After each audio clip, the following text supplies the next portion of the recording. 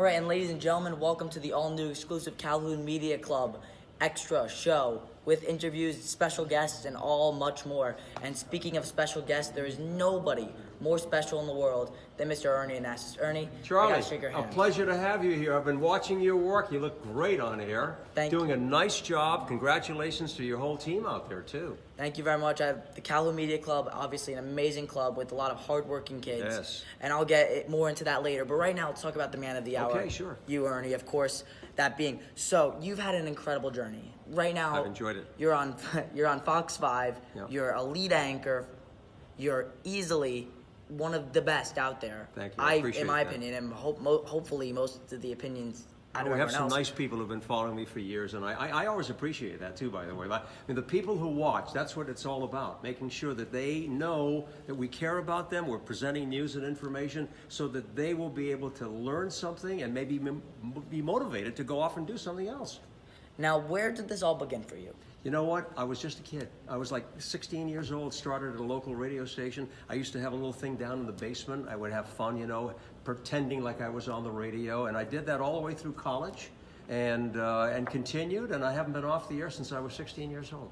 Oh, that's incredible. Yeah, I love it.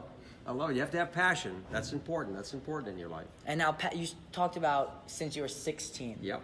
Now, what was that step you think that you took, like the biggest step you took from the age of 16 to obviously where you are now with 30 Emmys supposedly in your living room? Yep, sure. Well, you know what, when you say biggest step, they're all little steps that lead to what you would call the big step. And I think, you know, looking at what you do from you know, the first job to the second to the third, whatever it happens to be, as a learning process and developing your career and doing, you know, something that allows you to learn and to grow. You always have to grow. I think that's I'm still growing today. I still look to see there are ways to do something. You know, there's an interesting thing. You can become unconscious competent.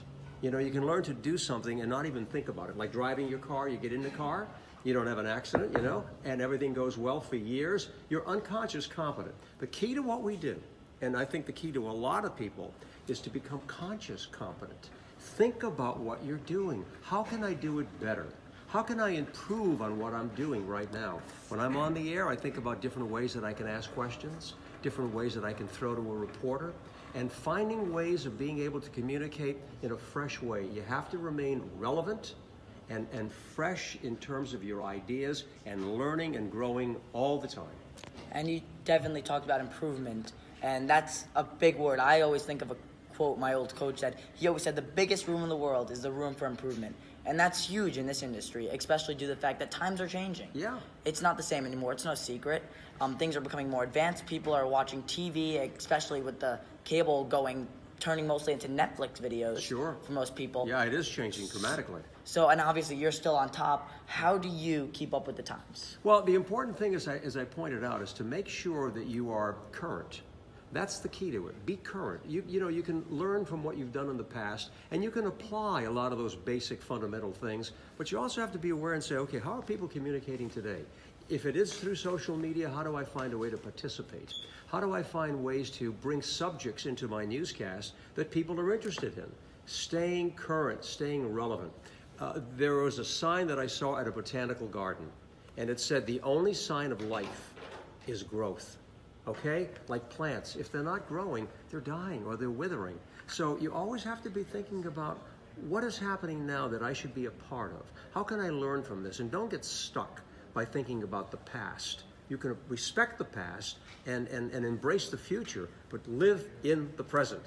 All right, and yes, definitely. Thank you guys very much for watching. Subscribe to the Calhoun Media Club YouTube channel for more content like this. Go for it, Charlie. The legendary Ernie Anastos. Thank you so much, Thank sir. you so much. Congratulations to you. Keep up the good work. I want you to be sitting here one day, okay? And doing your show from here. Wouldn't that be nice? That'd be amazing. It'd be a dream. I think it can happen. Obviously, you guys got to check out Fox 5 News with the other 20 million or so viewers he gets on the daily. Thanks, guys. Thanks a lot. Congratulations to all of you. Keep up the good work. Stay positive.